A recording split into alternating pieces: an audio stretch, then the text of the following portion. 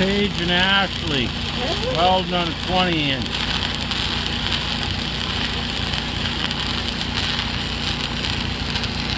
Just finished staying up 5 and I'm acting like a helper and I missed the call.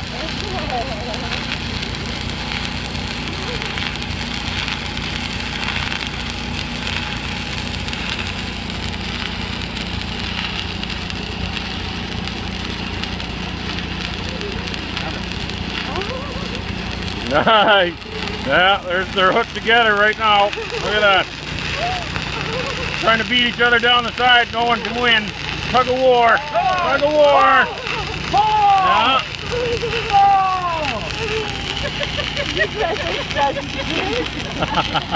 Yeah.